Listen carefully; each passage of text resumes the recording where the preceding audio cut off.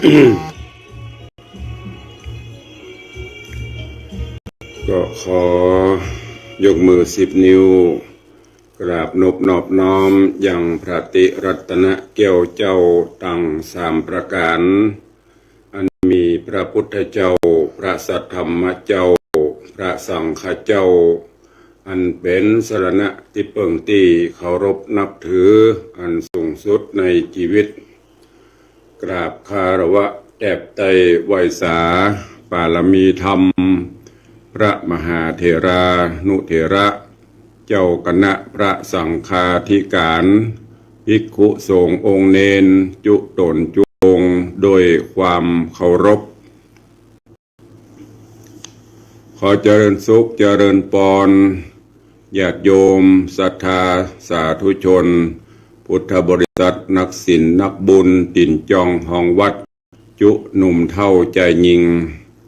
ก็ขอน้อมต้อนรับทุกท่านเข้าสู่รายการ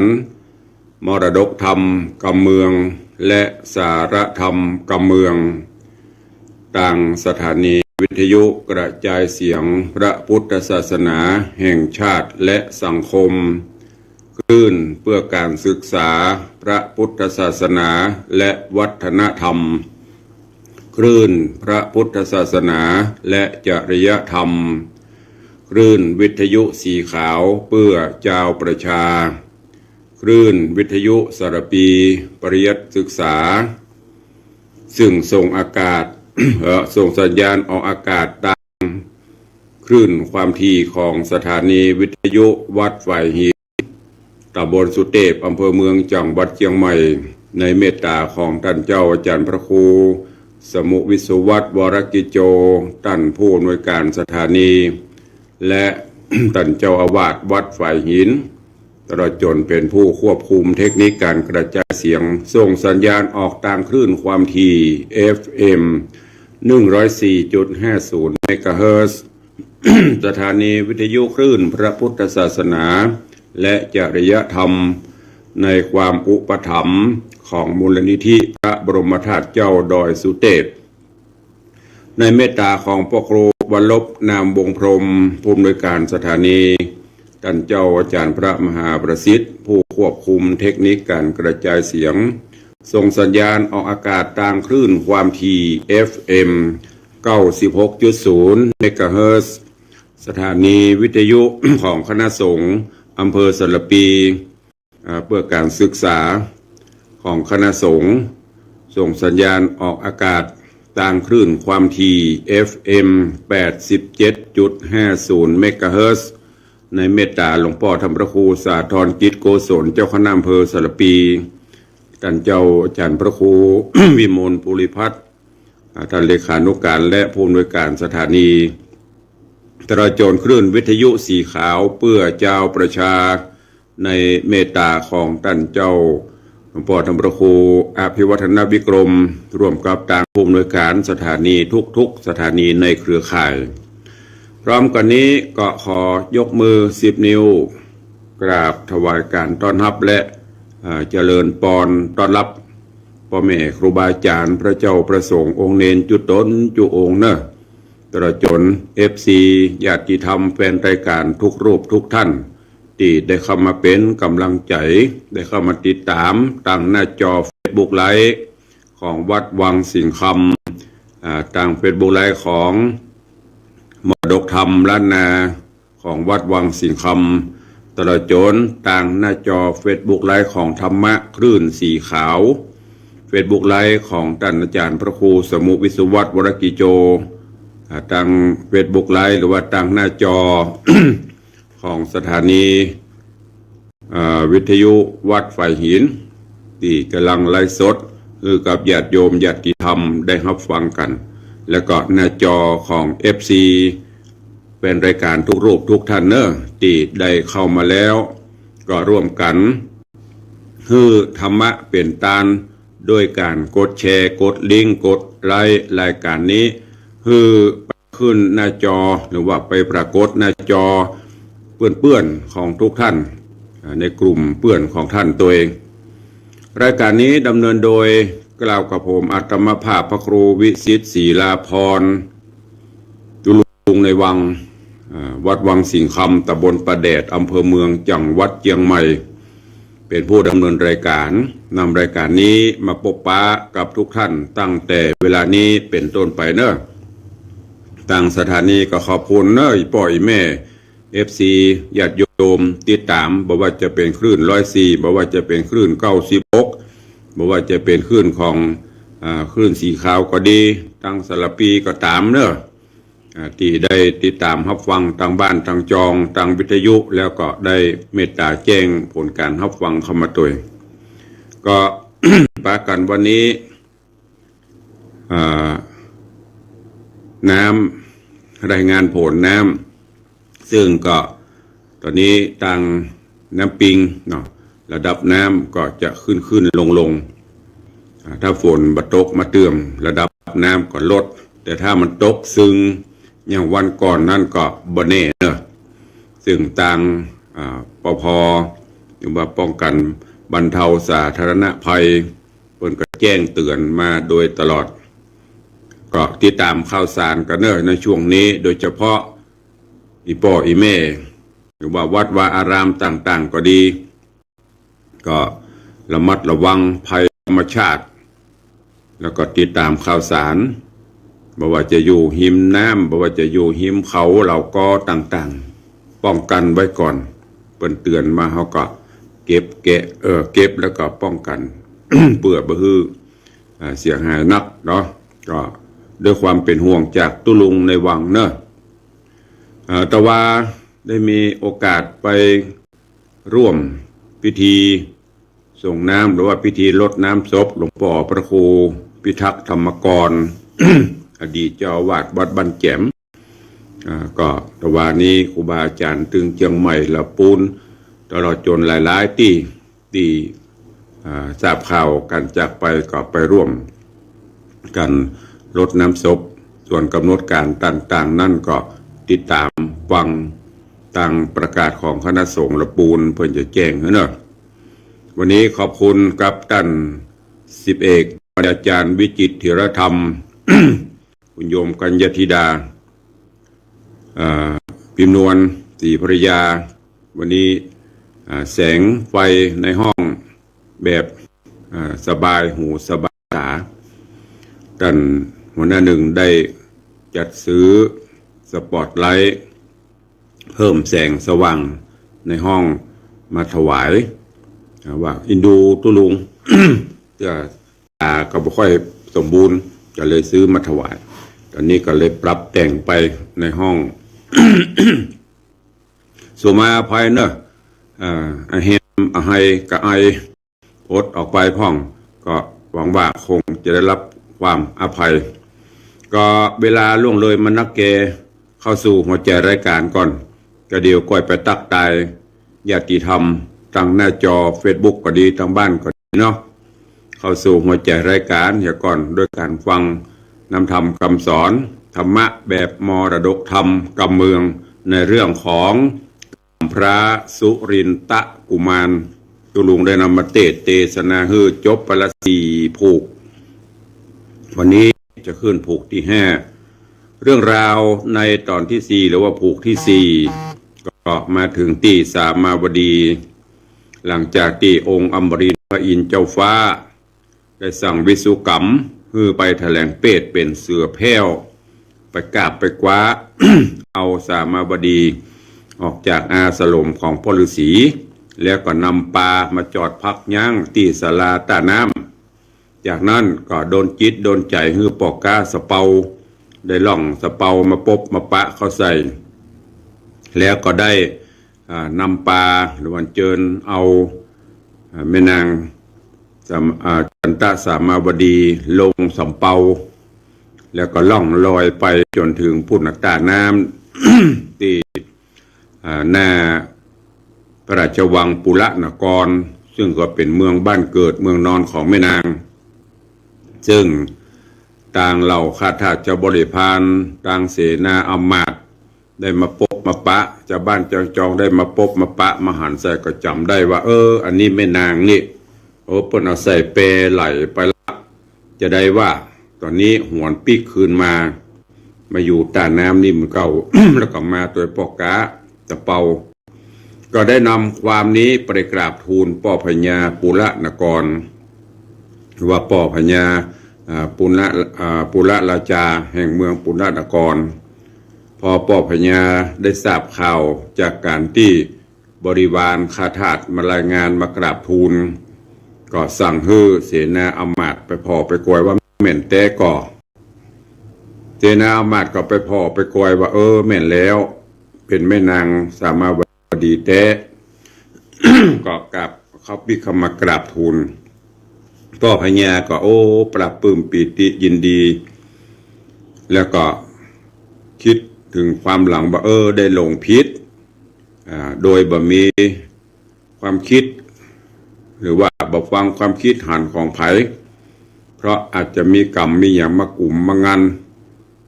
แล้วก็นึกถึงกรรมที่อิจเสนาได้มากราบทูลใส่ไข่ใส่ความต่างๆมาตำนายตายตักต่างๆก็งูว่าอันนี้มันเป็นสิ่งที่บดียุยงคารุณีก็เลยสั่งให้ เสนาอำมาตย์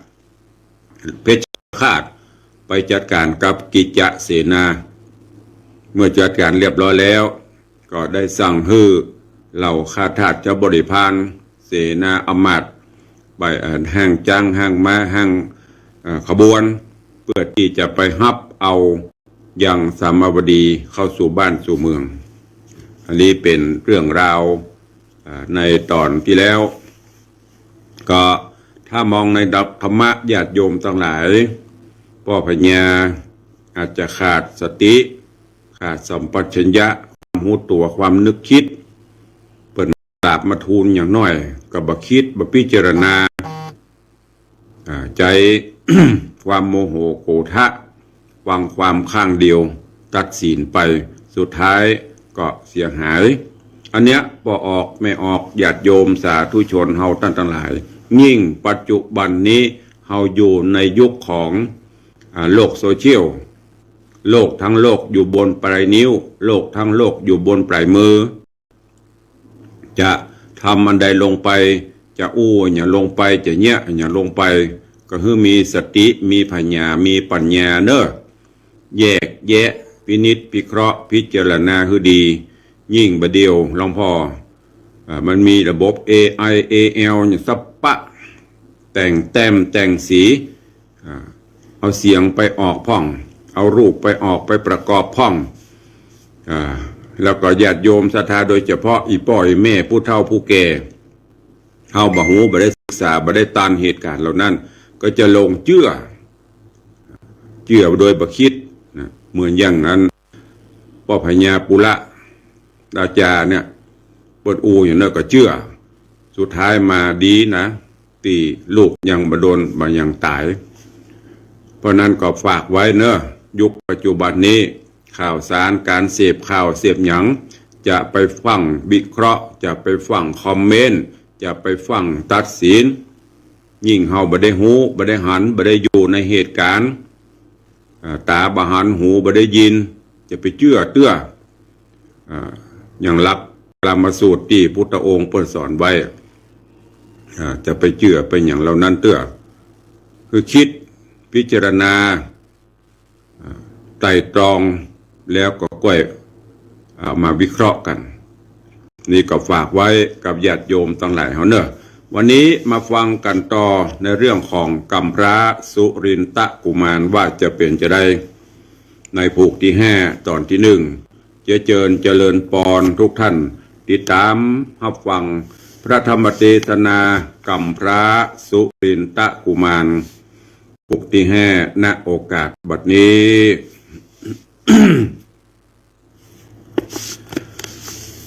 นะโมตัสสะภะคะวะโตอะระหะโตสัมมาสัมพุทธัสสะ สิริมิธิราชาปนาอะมาเจหิสัทถิงนาคาราติมุโคติสาทะโว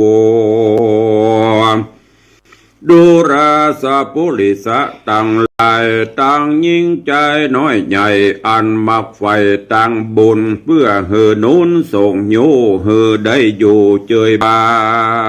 นจริงสาระการมาสันนิบาตฟังธรรมจุงดาจำติดต่อตามบัตรขอบาลีอันพระมุนีที่ไวเทศนาไว้เดิมมาว่าสิริมิทราชาปนาดังนี้เป็นตนที่สืบสนตัวไปบัดนี้เดชเตอส่วนว่าพญาสิริมิธิราชา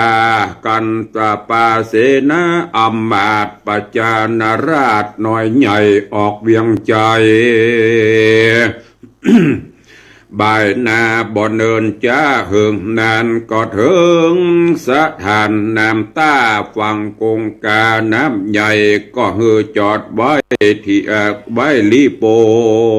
นส่วนว่าตนป้อเต่าผาแผ่นดาวธานีก็ป่าเตวียอดซอยงามจื่นจอย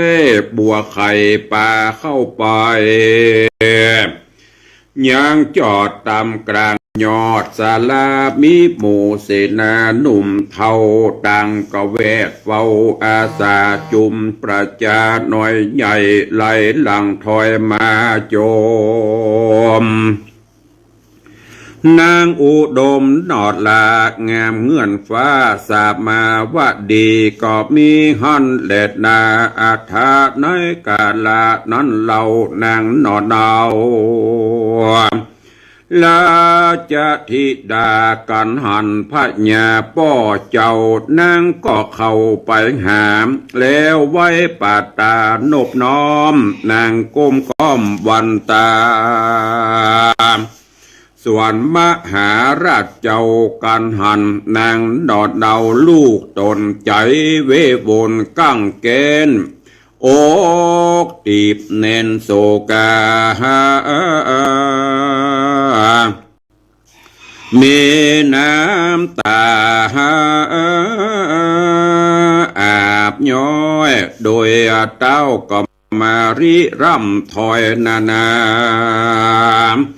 ว่าดูราลูกฮักแก่นไทยป้อนี้ก็มาเง้าใบปาลา ปล่อยได้มาหลงเชื่อกำใต้เหนือตื่นข่าวลงกำกล่าวกิจเสนาตัวบาปหนาใจกล้าเอาลูกลาจอมควันฮือไผ่พันเจียนจากตกลำบากยากจากตกลำบากยากใจใส่แปรไหลโกงกาบนโลกลายังมีกรรมกว่ากรรมบดีแต่ก่อนเที่ยงบ่หอนหนีไกลป้อมีจ่าโศกเศร้าตุกคำเจ้าแรงไงดาจักตายความนาย้อนลูกละอยู่ไกลเหตุป้อหลงใจเสนากรรมโบราณมาบอกสอนเจนปู่มอนบอกไว้บ้านหลงป่าไม้มักกาหลงตั้งหน้าคืนใดแหนมหลงไปสาววันยังผ่านปิกใดหลงอกหลงใจนั้นใส่จักคืนใดยินยาคืนได้จากเป็นมาก็ลูกตายความหน้าป้อเที่ยงเป็นบ้ากาลีมาบ้านนี้ลูกเต่าบ่เศร้าจอมควรได้ผายผันคืนสู่ย อย่างที่อยู่เวียงใจอย่ามีใจโคตรกล้าที่เอาลูกลาใส่ใจใส่เปไหลไกลเจียนจากมีนึกวิบากแต่ก่อนมาไล่ตอนโดยตานเมื่อก่อนนั้นลูกลาป้อหันเจ้าบุญนาทะลงขับพระป่าต้องใหญ่ปุตตาอ่านว่าลูกทายแห่งเจ้าเอาปอยบอกเข้าตัวมาสันได้จะละไว้กลางป่าไม้ดงนาหรือผ่าสูตรมาแล้วตายหรือได้หายเจียนจากหรือได้ฝากไผ่ไว้กันไผ่ไว้นางจุงไข่กล่าวฮือป้อหูตามมีเดชเตอะตะตาในกาละนั้นใส่นางนาไทยราชธิดา งามโสภาบ่เศร้ากันปิตาเจ้ามาจะถามเถิงใจลำลูกโตนนางตามนยอดซอยก็ตอบถอยกำจาว่าข้าแต่ปิตาเป็นเจ้าเมื่อข้าลูกเต่านั่งแปรไหลตามกระแสน้ำใหญ่มีเจ้าศีลใส่วิโรธมาช่วยโพดลูกใดบ่นานแต่เต้าได้นำหนาก็ผาโกก็ผาสูตรบุตรตาลูกน้อยงามสวยร้อยเป็นใจหูคิงภายองค์อาจพันนพิราชโสภามีไว้หญ้าคืนใหญ่เจ้าป้อไทยลาสีก็ใส่ชื่อดีปันเจ้างามบ่เศร้านำนาคือว่ากำพระสุรินตะกุมารว่าอันก็มีหันและนาตาปาโสอันว่าป้อละเสมมีสินดีบ่เศร้าทุกคำเจ้าภาวัดนากันเจ้าบุญหนาขึ้นใจก็สอนเสียงไข่นาคือสอนมนยาไตรเปรตอันวิเศษนำนาเจ้ามีปัญญาไว้อาจจบชะราดเลวปานบาดนี้เจ้าภายพันเดินเตดแอวดาวเขตป่าไม้ละแม่ใบป่าไปลางเป็นตุกขังบ่แล้วมีเสียแผ่วเล่นลายกาบมาขายละไว้หิมน้ำใหญ่โกงกา ก็มีนิจาปอกาปะใส่ข้าร้องให้เขาจริงใดเอามาฮอดปลาเมืองกวางขอไฟอังอินโดมีมุโตเถิงหลานพ่องเตอะตะโตสิริมิตติราชาเมื่อนันพญาสิริมิทาลาจาได้ยินกำจาลูกเต่าอันโศกเศร้าเหลือหลายยิ่งกำหนดหมายคืนสู่ยังตีอยู่เวียงใจแล้วจะใครตันเหล่าฮืออ้ำมาเก้าตังตาว่าจุ้งจัดของหาใจเงินบาทไตคำรีบจัดแจงเอาไว้ตกแต่งใส่ดาปันเป็นรางวัลอย่าจ้าฮือป้อกานาวา แล้วเฮอแต่งดามาจางรีบจัดห่างเร็วปันเขาจิ้งพันบอกดาบอก เต่าคืนสู่เขาเวียงใจเสนาในมวนบูอำมาตย์กูตามตากันเจ้าฟ้าจะใครก็เลี้ยวไวบ่จ้าเอาจังมามวนหมู่เอาจังกู้เตรียมใจงาข่าวใสสว่างตัวเอกอังงางอนจ้างเผือกบนข่าวใสมาทาไว้หิมมาต้ากันกาละกวนมาจวบควายยามโจกใหญ่ติดหีเป็นยามดีหมดปลอดอันสามยอดกษัตราก็นำโยธามวลหมู่บายนาสู่ธานีก็มีหันแลนาเตนี้จักวันนาจะเล่าถึงยังเจ้าสุรินทกุมารบุญสมปานไปเกตนับตั้งแต่เจียนจากลาพรากละเสียละแม่บุญมีเป็นเจ้าเพื่อจักไต่เต้าไปหายังยักขาตัวใหญ่ดังกล่าวไว้ไปหลังตะมัดทังปะกาเซนโตสัทธาอาหาสัทธาอันวาสัพปัญโยตนเป็นครูแก่โลกหันอาโภกบาลีบทหลังมีไปแจงพระจริงแสงเทศนาว่าภิกขเวดุราภิกขุตั้งหลายอันเป็นสายอริยญาติเจือนักปราชญ์ลงญาณ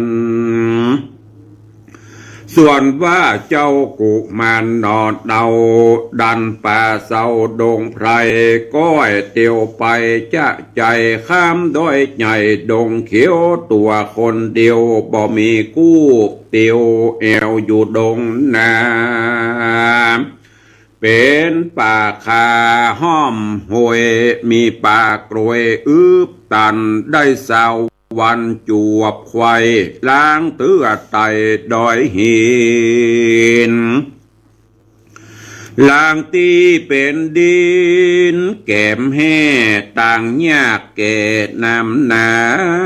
ล้างตีเป็นผ้างามอาจหินผ้ายาโดโหงา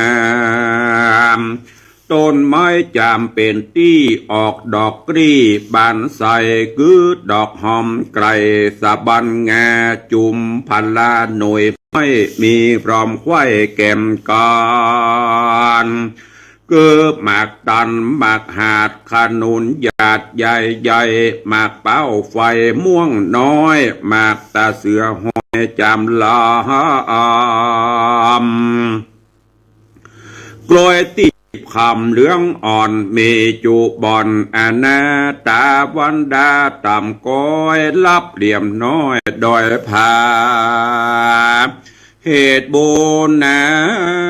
ยังจอดขึ้นนอนยอดปลายไม้เจ้าหนอไทยกุมารก็มายอมือสา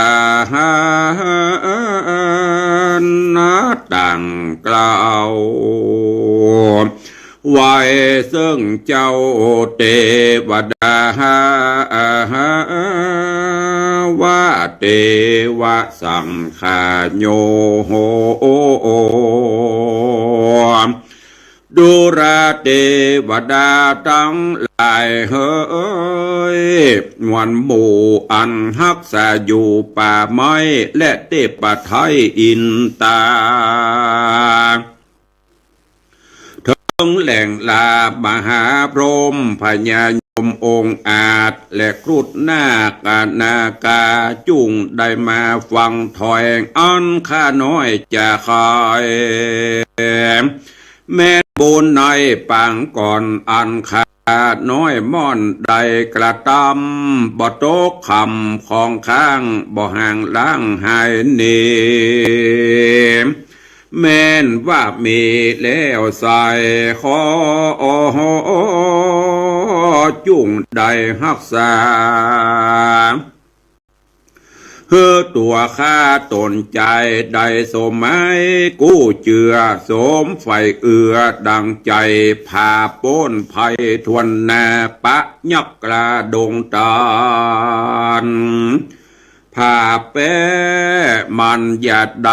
ปันเฮือใดตีข้ากันว่าไว้เตวดาเมียนแล้วเจ้าหน่อแก้วบุญนาก็ใส่ยาอยู่หันลมปัดดันเย็นวอยเจ้าก็แม่มอยหลับไปก็มีหันและนาอัฏฐาสโกเตวลาจาในกาลนั้นใส่ตนเต้าไทยอินตาพอลงมาลุ่มไตพับเสียงไข่เมืองคนก็หันตนนอนนาเอาอยู่ป่าเศร้าดงนาจะเวงหายักใหญ่สมป้านไปตันมามีเตี้ยงเตสันได้จักลองใจแห่งเจ้าว่าจักเตี้ยงเต้ามันแก่นหรือจักโรดเล่นพระหนีแม่นสมปานมีแล้วใส่ก็จักได้ตลัดพญาคุณอินตาเจ้าฝ่าเต้าไทยข้านิ่งใจดีแล้วจริงกราดแกล้วเร็วปันจากสวรรค์ลงสู่ยังที่อยู่มนุษย์สามเนลมิดมาเป็นเสือตัวใหญ่เหลือลำมอกยาว8 ศอกเป็นประมาณมันก้อยการจ้ามาอยู่ส่องนากุมันแล้วห้องขานมีกองสะนันต้องหิมมาปานส่วนเจ้ากุมารแก่นไทยก็ก้อยไต่ลงมาจากบนก้าแงบใหม่แล้วจากไข่ตันเล่าว่าเสือเท่าตัวนี้มาหาตี้ต่างตายกูจากมาดูก่อนมันบ่หอนลานีกูจักตีท่าโนหือมูกมูเมื่อมอนพระผู้ทอนกึดแล้วจิงยกธนูแก้วเตรียมใจดายิงไปบ่จ้าตนเจ้าฟ้าอินตาอันเป็นพยัคฆาหากันหันก็เลี้ยวปันบ่จ้ารีบใบนาล้นหนีลบหลีกลี่หนีไกลเต้าบุญใหญ่อินตาอันเป็นพระญาเสือใหญ่ก็เร็วไวกลับหายแล้วเลยกาเป็นพรานอยู่โด่งด้านป่าไม้เจ้าหนอไทยกันว่าหานปราณดงตันผู้เท่าจริงได้เข้าไปหาแล้วใครจะตานตอบว่าข้าเดปอดลุงพรานผู้ใจหันอยู่ป่าได้ตอดลาดดงเขียวตัวเองเดียวดันเถื่อนบ่มีเปื้อนปอสองลุงยังป่องใครใดสัตว์ตัวใดอันจามลงลูกไหนมาบ้านเขตอยู่ประเทศเมืองใดอยู่ที่ไกลหรือไกลขอได้ใครบอกกล่าวหือหูข่าวตามมีก็มีหันแลนาเนติตังขีญาสังวันนาวิเศษจะห้องเหตุธรรมเทศนากัมพระสุรินตะกุมารผูกทวนที่5ตอนที่1ก็บังโกมสมเด็จสเด็จกัมพระสุรินตะกุมาร ทวนตีห้าตอนตีหนึ่งโป้งวางไว้ก่อนเนาะเรื่องราวเข้มข้นมีสาระฟังแล้วเก็บแกะก่อนไกลเอาเนอะก็เดี๋ยววันต่อไปเนาะตุลุงจะสรุปเรื่องราวให้ฟังตอนนี้เวลาบ้วยตันทั้งหลายเผลอแป๊บก็จะหมดเวลาก็เดี๋ยววันต่อไปจะเอามาสรุปให้ฟังแล้วก็จะได้เทศในตอนต่อไปคร่าวๆตอนนี้ก็แม่ปิกถึงบ้านถึงวังถึงเมืองละป่อก็ได้มาขอโทษขอโพยที่ได้หลงผิดส่วนโพธิสัตว์เจ้าคำพระสุรินตะหลังจากที่มีความประสงค์ขอลาปอฤาษีลาแม่ซึ่งตอนนี้ก็ยังไม่รู้ว่าแม่อยู่ที่ไหนเถอะเพราะว่าออกบ้านออกจองไปป่าแล้วก็ไปนอนกลางป่างามไม้ตั้งสัจจะอธิษฐานคือเตบุตรเตวได้อินพรหมยมราชได้ปกปักรักษาซึ่งในตอนนี้ก็พระอินทร์เจ้าฟ้าแถลงเปรตออกมาก็จะลงมาช่วยนำปลาคือไปพบไปปะกับยักษ์ตามความประสงค์เรื่องราวจะเป็นจะได้ก้อยติดตามไปในตอนต่อไปเนอะวันนี้ข่าวสารงานต่างๆก็ดังที่ได้แจ้งไปแต่ต้นการบำเพ็ญบุญกุศลศพท่านพระครูหลวงพ่อท่านพระครูพิทักษ์ธรรมกรที่ได้ถึงแก่มรณภาพลงหลวงพ่ออยู่วัดบ้านแจ่มเนอะญาติโยมทั้งหลายที่ฟังก็อาจจะเป็นตุเจ้าที่ไหนก่อนหลวงพ่อเป็นนั่งแต้นหรือว่าเทศมหาจารย์การมัดซีหรือการปฏิตลอดจนเทศธรรมะบรรยายหลายท่านหลายคนอาจจะเคยได้ยินนะก็รอประกาศดังคณะสงฆ์ผลกำหนดการจะปิดจบไปได้ก็ติดตามการตั้งข่าวสารตั้งเฟซบุ๊กเนอะก็ในส่วนของต่าง FC คลื่น96เขาเนอะคลื่น96ของมูลนิธิพระบรมธาตุเจ้าดอยสุเทพก็เตรียมตัวเตรียมกายเตรียมใจปีนี้งานทำบุญสถานีวิทยุอันเป็นประจำปีที่เขาได้ปฏิบัติกันมากูปีนี้ทางคณะกรรมการบริหารแล้วก็ร่วมกับทางผู้ดำเนินรายการทุกรายการมีมติหันชอบจะจัดการทำบุญสลากพัดตีห่อคำพญามังลายที่เขาเคยไปกันกูปีนะส่วนกำหนดการนั้นก็ปุ่นวันที่23ตุลาวันที่23ตุลาจะมีพิธีเปิดป้ายอาคารโดยกิจกรรมหลายอย่างตุลุงก็จะได้นำมามาจ่าฮื้อญาติโยมทั้งหลายส่วนท่านผู้ใดจะเป็นเจ้าภาพต้นสลากพัดต้นโตกกาโกยสังกาอิมุนิก็ติดต่อกับผู้ดำเนินรายการทุกรายการในคืน96เนอะในคืน96ถามรายละเอียดได้ตุลุงก็เอามาวันต่อไปเนาะเข้าสู่ของตังวัดวังสิงห์คำเปิ้นมั่นก่อไว้แล้วตามเพลงน้อยใจยาเนาะมั่นจิตมั่นใจญาติโยมทั้งหลายไว้เนอะวันที่21สิงหาคมที่จะถึงนี้มีนัดพบกันที่ในวังสิงห์คำงานทำบุญอายุวัฒนมงคลครบรอบวันเกิด63ปีของตุลุงเนอะที่ผ่านฮ้อนผ่านหนาวผ่านอุปสรรคต่างๆจะครบ63ปี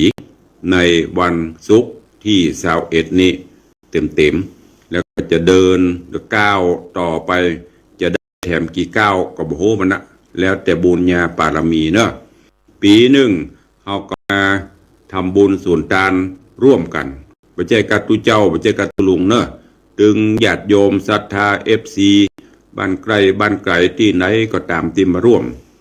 ก็เอาพุทธคุณธรรมคุณสังฆคุณเนี่ยพุทโธเมนาโถธัมโมเมนาโถสังโฆเมนาโถเนี่ยพุทธมนต์ต่างๆสืบเสริมบารมีธรรมเฮาคือได้อยู่เย็นเป็นสุขความทุกข์โศกโรคภัยก็จะได้มาลายได้หายไป นั่นก็เจิญจวนญาติโยมFCเนอะมาร่วมบุญกุศลด้วยกันตอนนี้ตั้งหน้าจอก็ขอบคุณเจริญปอนต้อนรับเนอะโยมปีอัญชลีคำกิติสาธุเจ้าห้ามลืมเนอะ21 21ปะกันในวังเจริญปอนโยมปีชิดชบานี่ก็เช่นเดียวกันเนอะห้ามลืมไปที่ลืมที่อื่นลืมได้แต่ลืมในวังเดี๋ยวจะตัดออกสัมมโนครัว เจริญปอนคุณโยมประสิทธิ์ทิพย์ฟันเนอร์พี่ไอ้ประสิทธิ์ถ้าบัติดยังก็ถ้าออกเวรทางโรงพยาบาลก็มาร่วมกันเนอะวันที่21เจริญปอนโยมเพชรเนอร์เจริญปอนโยมปฏิวัติยาสมุทรพี่ไอ้ตายเจริญปอนโยมอัมพรกันทมีเจริญปอนภายนี่เลี้ยงทัดพิชาสุสิงคำเป็นเพื่อนในเฟซแล้วเนอะเดี๋ยวคล่องขึ้นมาแห่งระดับหนึ่งละเจริญปอนเนอะเจริญปอนท่านดร.อินสมเตปินพิทยาจารย์ปุจจานเสียงดีเจริญปอนท่านเจริญปอนโยมแม่สมศรีพรหมเมืองถวายการต้อนรับหลวงพ่อพระครูพิทักษ์อรัญญวัฒน์เนอะช่วงนี้ติดตามเปิดอันนี้ก็ม่วนหลวงพ่อเลยเปิดอันห่อเปิดห้องอย่างนี้เสียงภายในวัดม่วนดีท่านเน้นได้ฟังตัวเจริญปอนต้อนรับโยมแม่สุปราณีรูมาปีนี้ถ้าจะยกขยงอะไรมาหมดเด้อต่างร้องหัวแดงเจริญปอนคุณโยมสมนึกยุวะเวกอันนี้ก็เจ้าของโรงงานขนมปังนำขนมปังมาถวายกุเตือปีนี้ก็เอามาอยู่ขอบคุณเนอะพี่ไอ้สมนึกยุวะเวกไปต้องการขนมปังสั่งได้เนอะผ่านตุลุงนี่ก็ได้100 เจริญปอนโยมแม่ครูเหรียญทองจันทีขอบคุณสำหรับต้นปัจจัยร่วมทำบุญแม่ครูร่วมทำบุญมา 1,000 บาทเดี๋ยวผู้มือจะเพิ่มมาเป็น100,000ผู้ เจริญปอนโยมพ่อสุวรรณอินใหญ่เนอะสาธุขอบคุณที่ได้ติดตามมาโดยตลอดทางหน้าจอตอนนี้แม่ปันมีงานแม่ปันก็อยู่ที่กี่หมื่นเพราะเนอะปีนี้นะปีแล้วคือ3,000ปีนี้ให้หลัก30,000เจริญพรคุณโยมสลินทิพย์บุญเลิศแล้วก็คุณโยมสุพันนีเจริญพรคุณโยมทองคำที่บงคำเนอะก็เดี๋ยวถ้าบัตรตันตุลุงจะไปตอบตูนก็ขอบคุณทำกรรมเนอะเจ้ามูลศรัทธาเจ้าภาพเจ้าศรัทธาที่มีกุศลและจิตเจตนาได้ร่วมโมทนาสาธุในงานทำบุญได้บริจาคครับเป็นเจ้าภาพต้นเงินก็ดีเป็นเจ้าภาพสังฆทานเป็นเจ้าภาพถวายร่วมในการจัดตุลุงขออนุญาตโทรศัพท์ตกลงไปละตกมันน้อยขออนุญาตได้นำเอารายชื่อรายนามของญาติธรรมญาติโยมที่ได้ร่วมโมทนาบุญเนอะก็ขอบคุณกับโยมพ่อเลี้ยงธนวัฒน์โยมแม่เลี้ยงทัดพิชาสุสิงคำอันนี้ก็เป็นโยมอุปถากเป็นเก้าเป็นกันร่วมเป็นเจ้าภาพต้นมหาตานะบารมีโดยปัจจัย100,000 บาทท้วนเจริญปอนท่านดร.อิสมเตปินพิทยาจารย์ปุจจานเสียงทองก็ร่วมเป็นเจ้าภาพถวายตาลต้นทองปัจจัย5,000 บาทโยมป่ออุดป่อจันทิพย์ลำดวนกันทบงร่วมทำบุญต้นเงิน1 ต้น 1,000 บาทโยมเจดวงทิพย์เป่งแก้วเจ้าของกิจการปั๊มน้ำมันน้ำโทงและกับบ้านจัดสรรโยมเจเปิ้นเป็นปวารณาเป็นเจ้าภาพสังฆทาน1 ชุด 2,500 บาทแล้วก็จะนำโรงทานหรือว่าโฮงตาลมาร่วมแหม1 โฮงเนอะขอบคุณเจดวงทิพย์ตัว อนุโมทนาขอบคุณกับท่านสิบเอกปัญญาจารย์วิจิตติรธรรมคุณโยมกัญญธิดาพิมพ์นวลศรีปรยาของท่านหัวหน้าหนึ่งหรือว่าสิบเอกปัญญาจารย์ก็ได้ร่วมเป็นเจ้าภาพถวายสังฆทาน1 ชุด 2,500 บาทขอบคุณกับท่านนายกเจริญคำยมาคุณนายบัวแก้วคำยมานายกเทศมนตรีเทศบาลตำบลสันผักหวานอำเภอหางดงบ้านต้นงิ้วอันนี้ก็ร่วมเป็นเจ้าภาพสังฆทาน1 ชุด 2,500 บาทขอบคุณกับโยมแม่ดาวันคำวังพร้อมลูกหลานบ้านวังสิงห์คำร่วมทำบุญถวายทานต้นเงิน1 ต้น 1,000 บาทขอบคุณกับแม่จันเปงเรือนวิโนหรือว่าปิงพยอมพร้อมลูกหลานก็ร่วมทำบุญเป็นเจ้าภาพถวายทานต้นเงิน1 ต้น 1,000 บาทขอบคุณอนุโมทนาบุญกับแม่อุ้ยมอนจันเนอะแม่อุ้ยมอนจันยาสมุทรพร้อมลูกหลานบ้านน้อยสันกระแปงอันนี้ก็เป็นFCตุลุงมาเมินแม่อุ้ยมอนตอนนี้ก็90 ป่ายละตุลุงบอกให้อยู่ถึง100 ซาวอยู่ถึง100 ซาว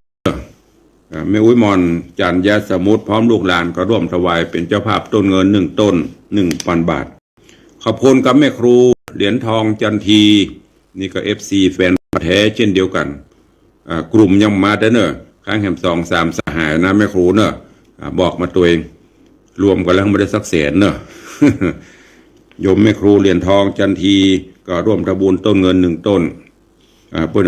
ร่วมทำบุญบริจาคมา1,000ส่วนต้นเงินนะเพื่อนจะเอามาบรรลุนขอบคุณกับโยมแม่จันเพนใจคำนางสาวพินราใจสุรชัย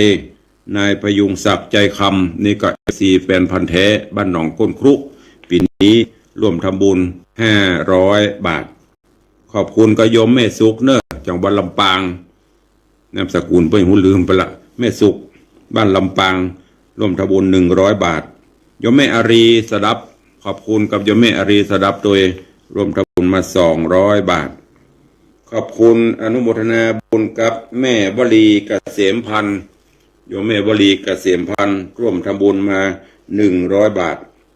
ขอบคุณอนุโมทนาบุญกับโยมแม่ศรีนวลรันจวนจากแม่ริมโยมแม่ศรีนวลรันจวนจะแม่ดิมร่วมทำบุญ300 บาทอนุโมทนาบุญขอบคุณกับร้านนพกฤษการพิมพ์บ้านดอนใจประเดชเฮานี่โยมพี่เจเจ้าของผู้จัดการร้านนพกฤษการพิมพ์ร่วมเป็นเจ้าภาพสังฆทาน1 ชุด 2,500 บาทขอบคุณกับร้านข้าวหมูกรอบน้องทามร้านข้าวหมูกรอบน้องทามบ้านตาโดยพี่นันปิงร่วมทำบุญเป็นเจ้าภาพต้นเงิน1 ต้น 1,000 บาทและก็ข้าวกรอบ109 กล่องน้ำดื่ม109 ขวดขอบคุณอนุโมทนาบุญเนอร์ของภายตกโลนจะได้ก็แจ้งธรรมกรรมตุลุงก็ได้จดออนไลน์หมายเอาชื่อของทุกท่านเป็นอนุสรณ์เป็นที่ระลึกได้ร่วมงานตัวกันเอาทดเวลาบาดเจ็บโทรศัพท์ตกสุมาเตอใครจะห่วมใครจะมุโทธนาใครจะแจ้งผลการรับฟังเข้ามาเจอได้เนอะเวลาตารายการ0817836540ขอบคุณญาติธรรมตัง96เขาเนอะบลืมตะวานี่แม่อุ้ยหม่อนจันยาสมุทรก็ดีโยมแม่อารีสดับก็ดีหลายๆท่านโทรเข้ามาหลังจากที่ได้ฟังตั้งเทพเสด็จก็FCยังหนาแน่นอยู่ขอบคุณทุกท่านตัวใครจะจะไปกับตุลุงเข้ามาเนอะพี่หมอมัฒนามพันธ์กำลังเข้ามาปีนี้ต้นใหญ่ๆเนอะกูเตือนนิดติดปีนี้เกษียณและสบายละมาห่วมกินห่วมทานด้วยกัน21 สิงหาพากันมาในวังตะเตรียมปีนี้ฮงก็เสียละอย่างก็แล้วละก็จะได้มีโอกาสต้อนรับ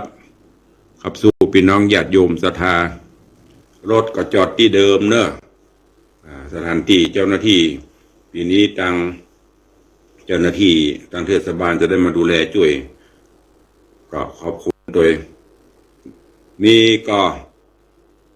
ขอบคุณแอมกำเนอร์กับแสงไฟนิ่มแสงไฟแสงนวลจากท่านศิเบกปัญญาจารย์วิจิตรเถรธรรมหัวหน้าผู้อารีแต่ว่าก็ขอบคุณโดยเปิ้นเอาที่นอนน้องหมามาตุลุงมีตวงหัวหน้าเปิ้นก็ฮักสัตว์เอาที่นอนมากับสีภรรยากระลวดจวนเพื่อไปส่งขอเมตตาเปิ้นเป็นโชเฟอร์ไปส่งไปรดน้ำศพด้วยแต่ว่านี่เอาหลอดไฟสปอตไลท์เนี่ยที่กำลังเปิดแสงนวลเนี่ยมาถวายว่าอินดูตุลุงสายตาจะบดีไฟตัวนี้ปรับได้หรอก2-3 ระดับมีแล้วก็หัดทางบ้านมีก็ถ้ามีก็จะได้ล่ำลาเนอเลยเวลามันนักเกละทดเวลาให้แล้วถ้ามีก็โทรเข้ามา0817836540 ในช่วงช่วงบ่ายนี่ช่วงบ่ายตุลุงออกตัง96นี่โอ้หลายช่วงเจ้าออกตัง104ตังขึ้นใกล้